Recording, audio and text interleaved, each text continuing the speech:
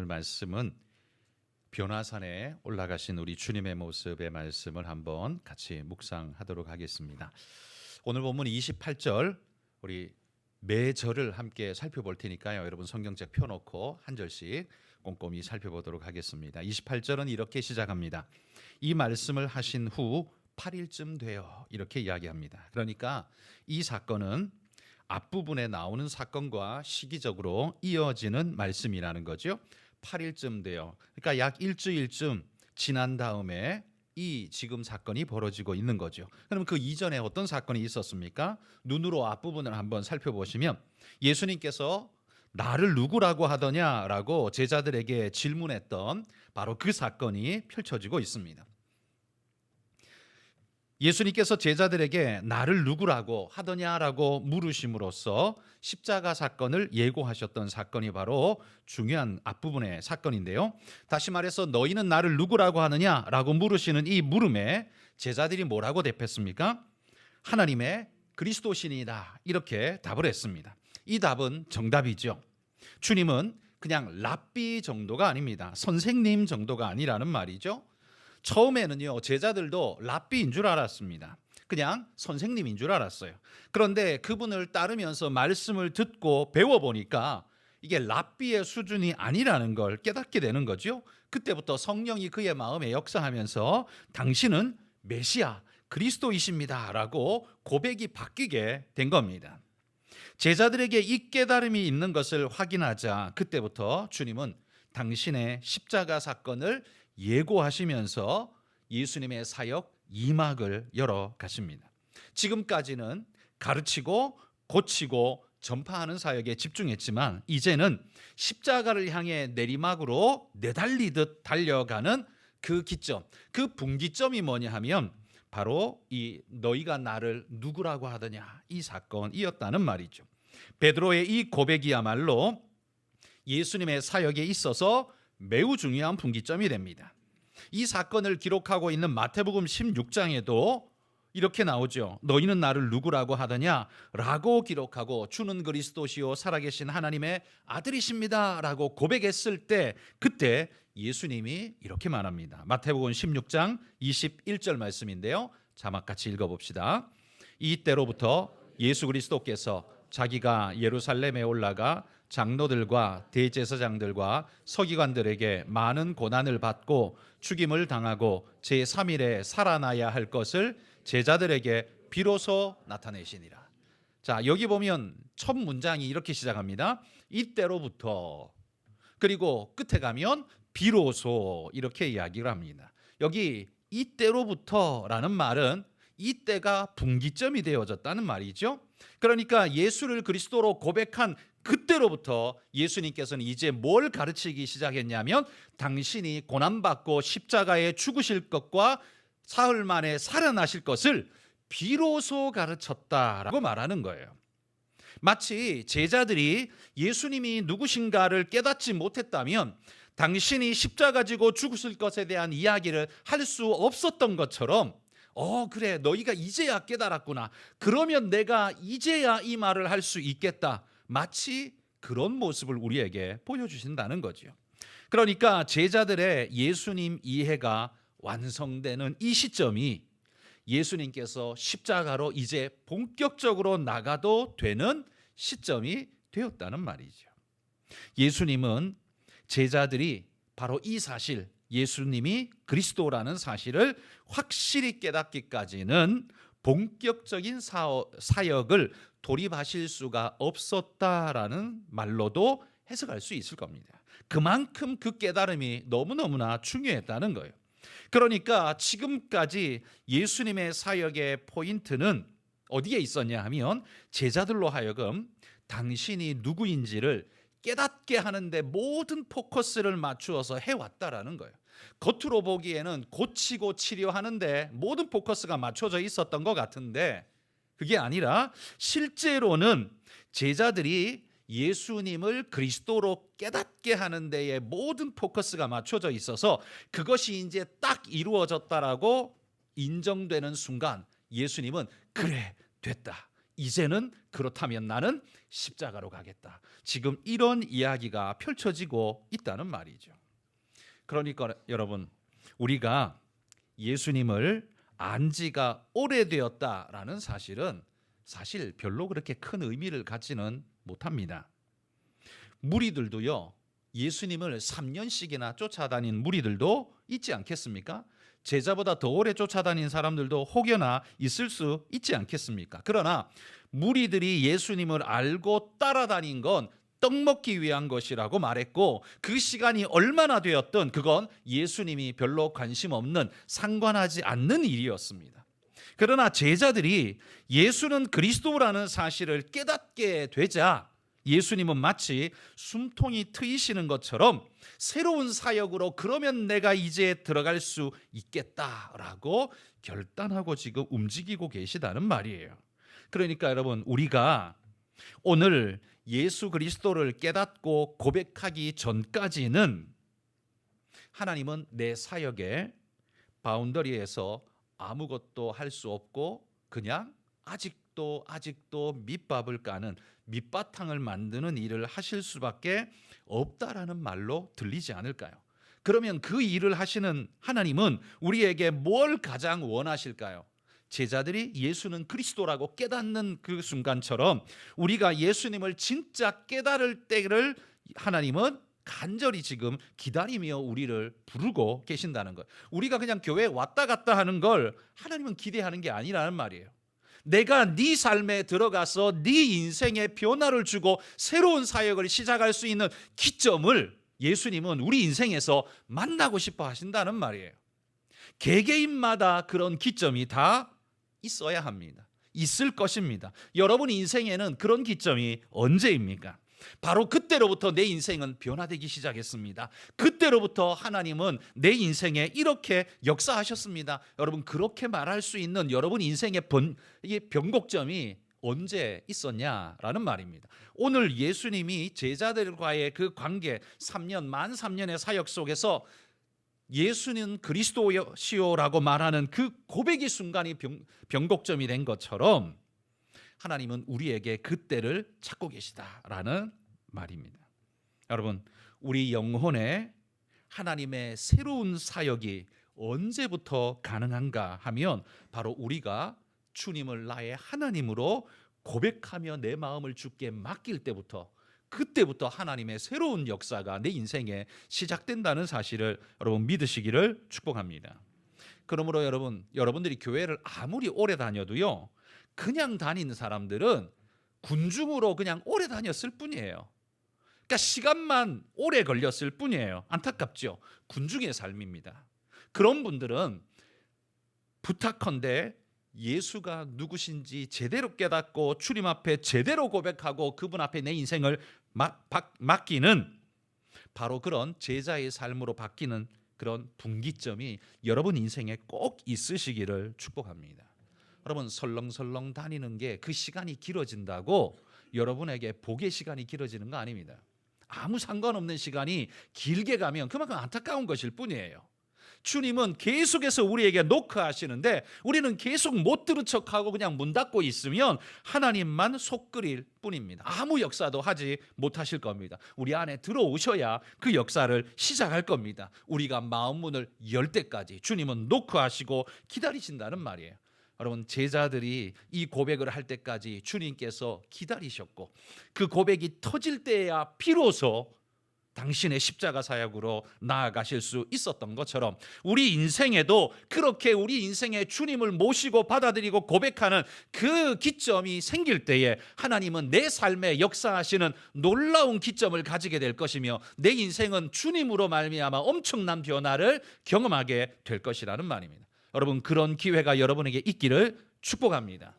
군중이 되지 마시고 구경꾼이 되지 마시고 교회 그냥 오는 사람 되지 마시고 제자가 되시기를 주의 이름으로 축복합니다. 자, 29절 그 다음에 같이 한번 읽어볼까요? 기도하실 때에 용모가 변화되고 그 옷이 휘어져 광채가 나더라. 한 절 한 절 읽을 때는 안 띄워줍니다. 성경책을 읽으십시오. 제가 다른 구절 읽을 때만 띄워드립니다. 여기 보면 기도하실 때에 용모가 변화되고 그 옷이 휘어져서 광채가 나더라 이렇게 말합니다. 여러분, 예수님의 광채는요, 옷에서 광채가 난 것일까요? 아니면 예수님의 몸에서 광채가 난 것일까요? 뭔 것 같습니까? 여기 말씀에 보면 옷이 휘어져라고 말하는 걸로 봐서 옷에서 광채가 나는 것처럼 보이지만 그게 아니라 예수님의 용모, 다시 말해 그의 몸에서 영광의 광채가 지금 빛나고 그것이 예수님의 옷을 마치 뚫고 나오듯 하고 있는 모습을 우리는 볼 수 있는 것이죠. 여러분, 예수님의 이 변화산의 광채는 어디선가 본 듯한 모습이지 않습니까? 구약에 어디서 봤습니까? 모세에게서 봤잖아요. 그죠? 시내산에 율법 받으러 간 모세가 내려왔을 때 그의 머리에 얼굴에서 광채가 났습니다. 자, 출애굽기 34장 29절 읽어보겠습니다. 모세가 그 증거의 두 판을 모세의 손에 들고 시내산에서 내려오니 그 산에서 내려올 때에 모세는 자기가 여호와와 말하였으므로 말미암아 얼굴 피부에 광채가 나나 깨닫지 못하였더라. 자, 여기 보면 모세는 얼굴 피부에 광채가 났다라고 말합니다. 다른 곳은 아니고 얼굴 피부에 집중적으로 광채가 났대요. 자, 그래서 백성들이 무서워서 모세는 어떻게 했습니까? 말씀을 전할 때는 그냥 했지만 말씀을 다 전하고 나면 수건을 뒤집어 써서 그 빛이 비치지 않도록 가릴 수 있도록 했다라고 이야기하죠. 그러니까 수건을 덮으면 빛이 가려졌다는 말이에요. 다시 말해 모세의 광채는 수건으로 가려지는 광채였습니다. 그런데 오늘 본문에 보시면 예수님의 광채는 지금 옷을 뚫고 나오는 광채인 것을 볼 수 있습니다. 그러니까 옷으로도 가릴 수 없는 광채가 예수님에게서 뻗어나고 있는 거예요. 그러니까 모세의 광채와 예수님의 광채는 차이가 납니다. 가려지는 광채와 가릴 수 없는 광채로 본질적으로 그 수준의 차이가 어마어마하게 다르다는 걸 볼 수 있죠. 모세의 광채는 한마디로 말하면 반사체, 달빛의 광채라면 예수님의 광채는 발광체, 햇빛의 광채인 겁니다. 모세는 자기 영광이 아니라 하나님의 영광을 반사하는 정도라면 예수님은 당신에게서 영광의 광채가 뿜어져 나가는 영광의 본질이기 때문에 무엇으로도 가릴 수가 없다라는 사실이 바로 이 변화산에서 나타나는 포인트 아닙니까? 이건 우리 주님이 어떤 분이신가를 확실하게 보여줍니다. 이 사건이야말로 예수님이, 여러분, 사람이 자기 몸 빛을, 광채를 바라게 할 수 있습니까? 불가능한 일이죠. 이건 그분이 하나님이시라는 사실을 우리에게 가시적으로 보여주는 하나님의 역사인 겁니다. 여러분, 성도님들 중에는, 교회 다니는 분들 중에 이렇게 생각하는 분들이 없는 게 아니라 진짜로 있습니다. 적지 않게 있습니다. 뭐냐 하면 예수님을 공자나 석가와 같이 인간이었는데 예수님이 득도하셔서 깨달음을 얻어서 하나님의 아들로 그냥 인정되어진 거라고 예수님을 그런 수준으로 생각하는 사람들이 교회 안에도 있습니다. 그러나 그건 절대로 아닙니다. 그렇게 생각하시면 안 됩니다. 여러분, 이런 생각은요, 이단입니다. 꼭 기억하십시오. 이런 생각은 이단입니다. 예수님의 신성을 부인하고 예수님의 본질은 인간인데 그냥 남들보다 좀 뛰어나 보이니까 인간보다는 높은 수준으로 인정해주는 어떤 존재, 이렇게 생각하는 분들이 있는데 이건 뭐예요? 예수님은 인간이었는데 뛰어난 존재. 결국 뭡니까? 그래봐야 아무리 뛰어나봐야 피조물이잖아요. 하나님 아니라는 소리잖아요. 그러니까 하나님의 신성을 거부하고 무시하는 존재들이 되는 겁니다. 이건요, 요즘에만 있는 게 아니라 초대교회 때부터 이런 이단은 있었습니다. 특별히 4세기에 아리우스라는 그런 이 목사가 있었는데, 이 사람이 아프리카 일대로부터 시작해서 아주 폭넓게 지지 세력을 가지고 있었는데 이 사람의 주장이 바로 그거였어요. 예수님은 하나님은 아닌데 피조물인데 뛰어나시다 보니까 하나님으로 인정되어졌다. 하나님은 아닌데 하나님으로 인정되어졌다. 이게 아리우스가 이야기한 주장이었어요. 그래서 기독교 교회는 그걸 이단이라고 정죄하고, 하나님은 그때 종교 회의에서 예수님은 진실로 본질 자체가 하나님과 동급이시다, 하나님이시다라는 사실을 못 받게 됩니다. 여러분, 본질은 하나님이 아니었는데 하나님처럼 되셨다. 여러분, 여기 우리 한가람교회 다니는 우리 성도님들은 절대로 그렇게 생각해서는 안 됩니다. 하나님 아닌데 하나님처럼 되어졌다. 인간으로 태어났는데 인간인데 하나님처럼 인정되어졌다. 이거 전부 다 이단이라는 말이에요. 꼭 기억하십시오. 여러분, 성경이 이렇게 말합니다. 빌립보서 2장 6절 말씀 읽어보겠습니다.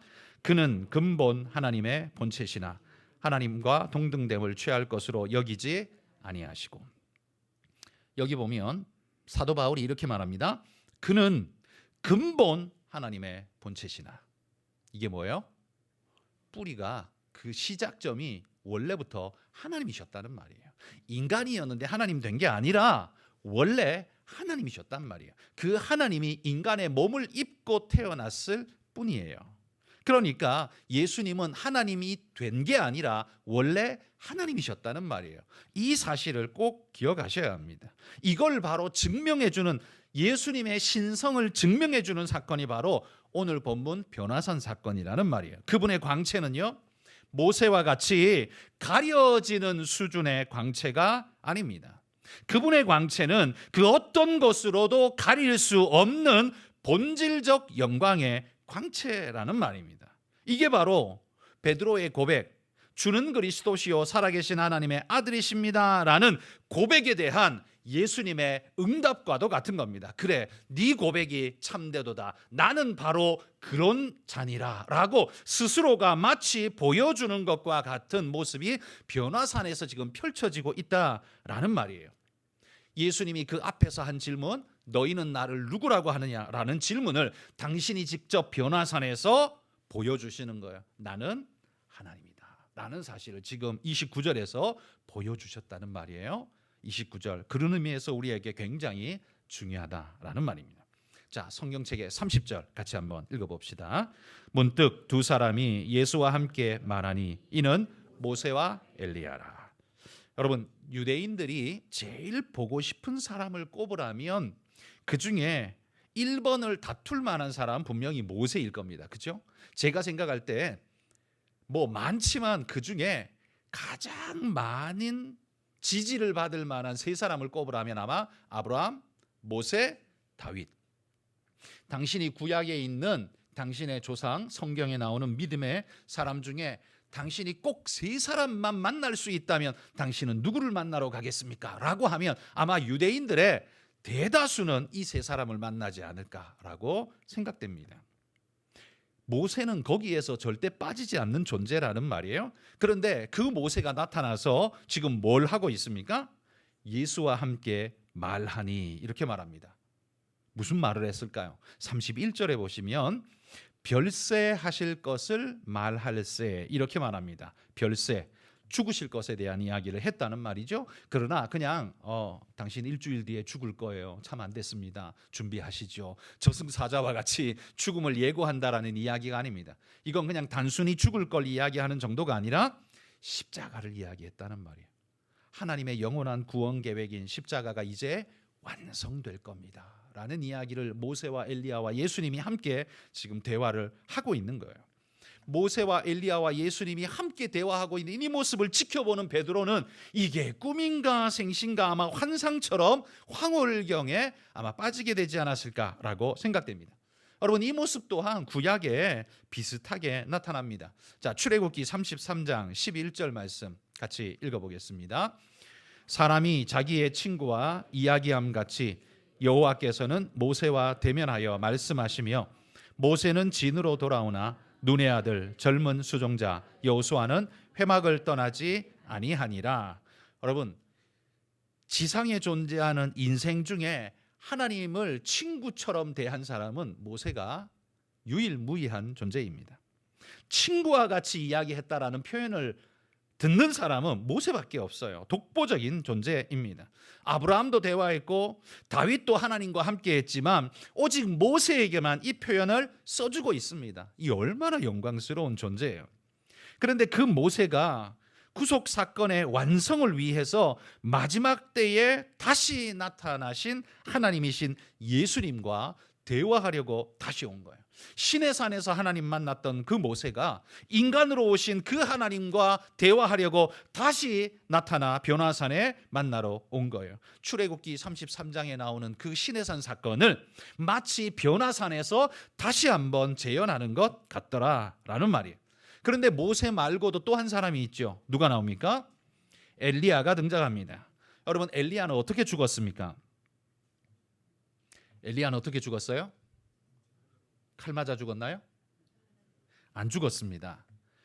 엘리야는 죽지 않고 회리바람을 타고 승천한 존재, 죽음을 보지 않고 옮겨진 존재였습니다. 그래서 열왕기의 말씀을 보면 엘리야는 회리바람을 타고 하늘로 승천해 올라갑니다.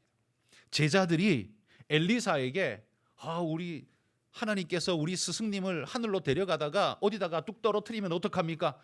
우리 스승님 찾으러 우리가 가봐야 되겠습니다. 엘리사가 말합니다. 갈 필요 없다. 하나님이 그럴 리 없고 절대 그렇지 않다. 걱정하지 마라. 그래도 계속해서 매달리니까 못 이겨서 그냥 가보라고 했습니다. 가봐야 헛걸음이야. 그래도 네가 못 믿겠거든. 가봐. 그렇게 제자들을 보냅니다. 그런데 진짜 가보니까 없는 거예요. 왜요? 하나님이 진짜 데려가셨기 때문이죠. 그래서 여러분, 유대인들은 엘리야는 죽음을 보지 않고 하늘로 그대로 올라갔다라고 확신합니다. 그때부터 유대인들은 엘리야는 죽지 않고 하늘로 올라간 자로 인정돼요. 그런데 말라기서에 보면 엘리야가 또 한 번 언급됩니다. 자, 말라기 4장 5절 말씀 읽어봅시다. 보라, 여호와의 크고 두려운 날이 이르기 전에 내가 선지자 엘리야를 너희에게 보내리니. 구약의 마지막 선지자인 말라기가 예언하기를 하나님의 크고 두려운 날, 이게 어떤 날이에요?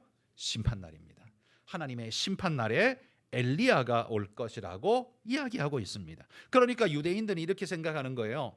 하나님이 죽이지 않고 그대로 살아서 승천케 하신 엘리야를 마지막 당신의 심판의 날에 다시 보내셔서, 엘리야가 어떤 사람이에요? 갈멜산에서 불을 쏟던 사람 아닙니까? 심판의 대명사인 거예요. 그래서 마지막 때에 엘리야가 와서 그 놀라운 일들을 행할 거라고 기대하고 믿었던 거죠. 왜? 심판의 선지자였으니까. 유대인들은 진짜 엘리야가 마지막 때에 올 거라고 기대한 거예요. 그런데 그런 엘리야가 변화산에 지금 등장했다라는 거, 이건 어떤 의미일까요? 그가 모세는 율법의 대표고 엘리야는 선지자의 대표다. 우린 이렇게 설교를 많이 들었죠. 이 말도 맞는 이야기입니다. 구약의 대표로 치자면 율법과 선지자, 그런데 모세와 엘리야 대표가 맞습니다. 그러나 말라기서에 나오는 말씀을 기초해서 보자면 엘리야가 언제 온다고요? 여호와의 크고 두려운 날, 마지막 날에 온다고요. 그러면 엘리야가 지금 왔다는 건 지금이 어떤 날이라는 거예요? 마지막 날이라는 이야기죠. 마지막 사역이 진행될 것을 예고하는 그런 의미도 함께 있다는 겁니다. 자, 그런데 30절 다시 한번 눈으로 보십시오. 거기 보면 세 사람의 모습을 소개하는데 이렇게 말해요. 문득 두 사람이 예수와 함께 말하니.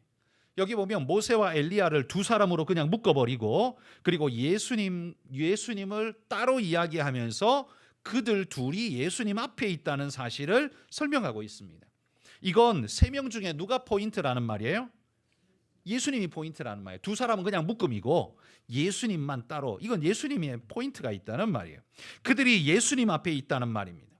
예수님이 그들의 권위에 기대어 있는 게 아니라 구약의 전체라고 말하는 율법과 선지자의 대표 모세와 엘리야가 예수님의 권위 밑에 순종하며 서 있다는 말이에요. 그러니 여러분, 구약의 대표 모세와 선지자의 대표 엘리야가 수종드는 그분이라면 그분은 도대체 어떤 분일까요?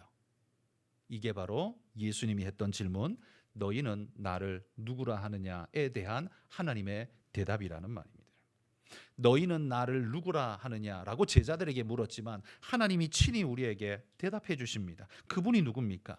모세와 엘리야가 그 앞에 수종 들어야 하는 그분은 누굽니까? 그분은 오직 하나님이시다라는 사실이에요. 변화산에서 그것을 보여주고 있는 겁니다. 자, 또 32절 읽어봅시다. 베드로와 및 함께 있는 자들이 깊이 졸다가 온전히 깨어나 예수의 영광과 및 함께 선 두 사람을 보더니, 자, 여기 보면 세 제자가 깊이 졸다가 그냥 푹 잠에 빠져들어갔습니다. 그런데 온전히 깨어났대요. 정신이 확 들었다는 말이죠. 여러분, 인생이 영혼의 잠에서 언제 깨어날 수 있을까요? 돈 많이 벌면 깰까요? 높은 명예를 얻으면 깰까요? 아니요. 그러면 오히려 더 깊은 잠에 빠져들어갈 겁니다. 인생은 영혼의 잠을 언제 깰 수 있냐면 오직 하나님의 영광을 대할 때에야 비로소 인간은 영혼이 깨어납니다. 마치 콘센트에서 플러그가 빠진 존재, 이게 바로 우리 인생을 묘사하는 말이거든요. 그래서 성경은 인생들을 가리켜 죽었다라고 말합니다. 죽었다라고 표현해요. 왜요? 육으로는 살아있지만 하나님 앞에서 영으로는 죽은 존재이기 때문에 성경은 그를 죽었다라고 말해요. 아무런 소망도 없고 능력도 없는 존재라고 말해요. 그런데 여러분, 그 플러그가, 뽑힌 플러그가 다시 콘센트에 꽂히는 순간 어떻게 됩니까? 전기가 순식간에 들어오면서 그건 마치 우리 영혼에 생명이 들어와서 에스겔 골짜기 마른 뼈가 살아나듯 살아나게 될 거라는 걸 보여주죠. 이게 바로 영적 죽음에서 영적 생명을 얻는 자의 모습일 겁니다. 이 땅의 모든 인생들은 사실 살았다는 이름은 있으나 죽은 자입니다. 그런 의미에서 세상은 에스겔 골짜기입니다. 다 죽은 시체들이 널브러져 있는, 그게 이 세상을 영적으로 보면 그런 모양이라는 말이에요. 그러니까 세상은 파라다이스가 아닙니다. 세상은 괜찮은 곳이 아니라는 말이에요. 죽음의 골짜기입니다. 그런 인생들이 언제 살아나고 깨어나느냐 하면 주님의 영광을 접할 때야 비로소 생명을 얻게 됩니다. 깊이 졸다가 온전히 깨어나는 이 제자들처럼 여러분, 우리도 주님의 영광을 접할 때야 비로소 깨어나게 된다는 말이에요. 여러분, 성경 그냥 눈으로 좀 읽었다고 여러분 영혼이 그냥 깨어나는 거 아닙니다. 하나님의 터치가, 성령의 터치가 일어날 때 그때 우리 인생이 깨어나는 겁니다. 주님의 영광을 접할 때야만 비로소 우리는 깨어나는 겁니다. 여러분, 플러그를 손에 들고 있다고 해서 전기가 통하는 게 아니듯이 우리가 교회에 그냥 왔다리 갔다리 한다고 우리 안에 생명이 통하는 게 아닙니다. 그 플러그를 콘센트에 꽂아야 합니다. 주님과 접지돼야 한다는 말이에요. 죽은 인생이 주님의 영광을 대면하게 될 때야 비로소 온전하게 깨어나게 된다는 말입니다. 안타까운 건 아무리 힘차게 이렇게 설교해도요, 영적으로 죽은 존재는 이게 무슨 말인지 백날 이야기해도 못 알아듣습니다. 이거 백날 이야기해도 못 알아듣습니다. 이게 바로 죽은 자의 특징입니다. 근데 산 자는 어떻게 해요? 이게 느껴지고 알아지고 공감합니다. 왜? 자기 영혼이 이미 하나님과 터치가 돼 있고 살아있는 존재이기 때문에, 깨어있는 존재이기 때문에 사실 그런 겁니다. 자, 33절 또 읽어보겠습니다. 두 사람이 떠날 때에 베드로가 예수께 여짜오되 주여, 우리가 여기 있는 것이 좋사오니 우리가 초막 셋을 집되 하나는 주를 위하여, 하나는 모세를 위하여, 하나는 엘리야를 위하여 하사이다 하되 자기가 하는 말을 자기도 알지 못하더라. 여기 33절의 시작을 이렇게 말합니다. 두 사람이 떠날 때에. 여러분, 같이 있는 게 그렇게 좋고 영광스러운데 왜 떠날까요? 같이 있는 게 너무 좋아서 초막 셋을 짓고자 하는 열망이 막 일어날 정도인데 왜 떠날까요? 그들이 떠났다는 건 뭐예요? 예수님의 사역이, 십자가로의 사역이, 새 사역이 시작됐다라는 이야기와도 같을 겁니다. 세 분이서 협의하고 나누시던 모든 것이 완성되었다는 말이겠죠. 그리고 그 완성은 완성을 성취하기 위한 새로운 시작이 되었던 겁니다. 그래서 예수님이 이제 내려가자라고 말씀하는 겁니다. 그러나 베드로는 뭐라고 말해요? 여기가 좋사오니 머물자라고 강조하는 겁니다. 그렇겠죠. 여러분, 인간의 최고의 영광을, 인생의 최고의 영광을 거기서 목도했는데 거기를 떠나고 싶겠습니까? 이러한 황홀경은 인생에 두 번 다시 경험할 수 없는 최고의 경험인데요. 그러나 주님은요, 우리가 눈으로 본 이 과거의 영광, 본 것이 아름다우냐? 그 영광이 너무 좋으냐? 그러나 그 영광은 과거의 영광이고 이제 너는 내가 너에게 명하는 새로운 사역의 길로 나아가라. 하나님이 항상 우리에게 이렇게 말씀하신다는 거예요. 자신이 본 것,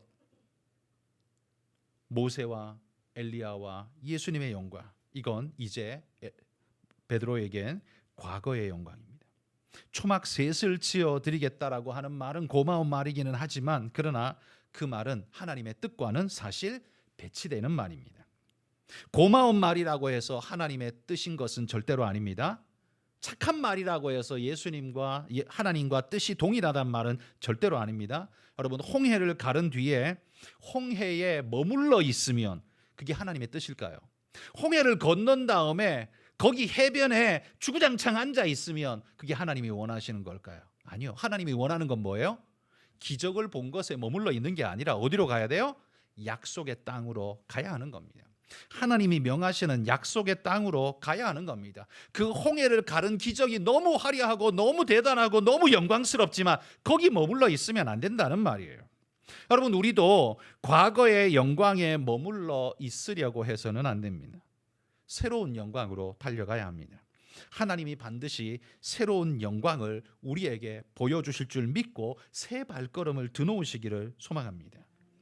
여러분, 유명한 교회이면 교회일수록 생겨나는 문제가 뭔 줄 아십니까?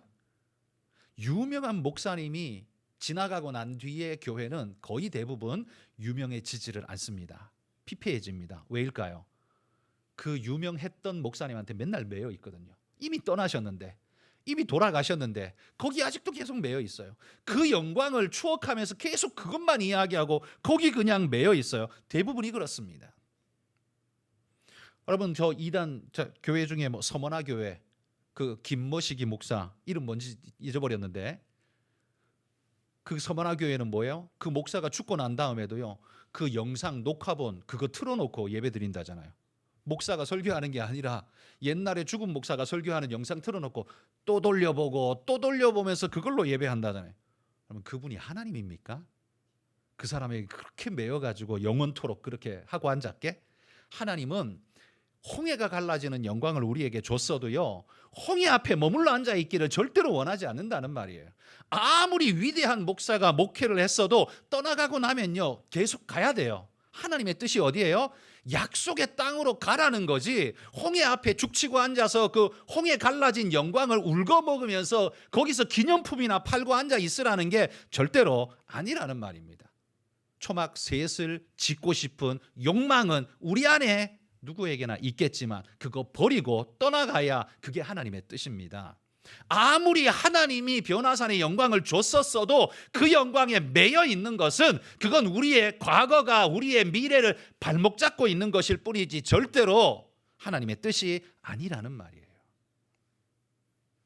그러니 여러분, 나중에 저 뒤에 후임 목사 오면 저는 잊으시고 후임 목사에게 열심히 매달리죠. 아니, 그게 성경적인 거예요.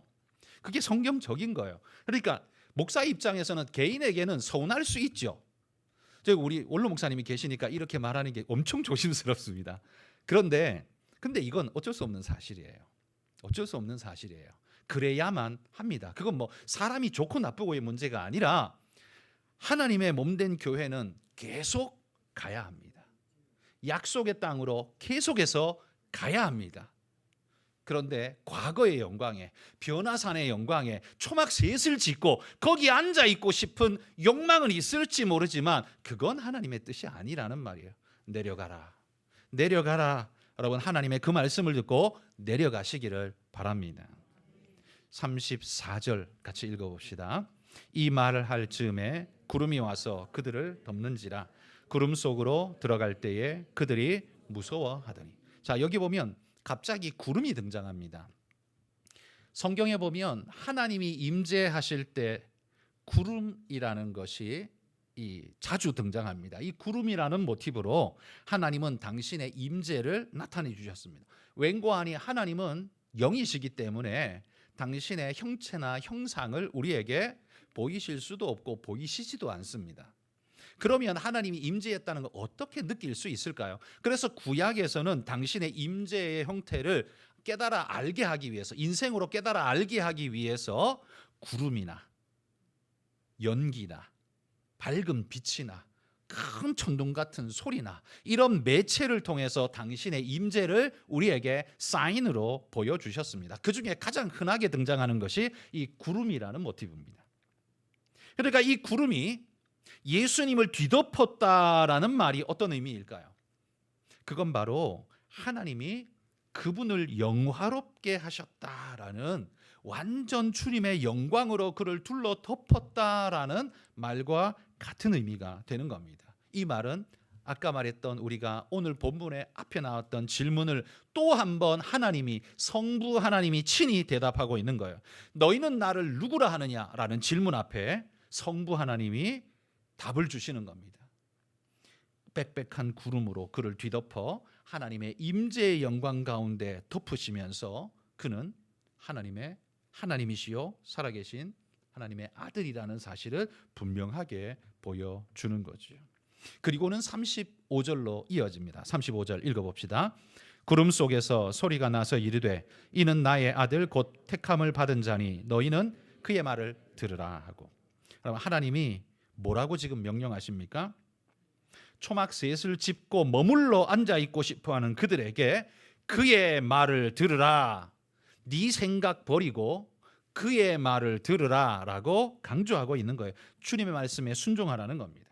여러분, 주님을 향한 최고의 대접은 식사 초대가 아니고 헌금이 아니고 순종입니다.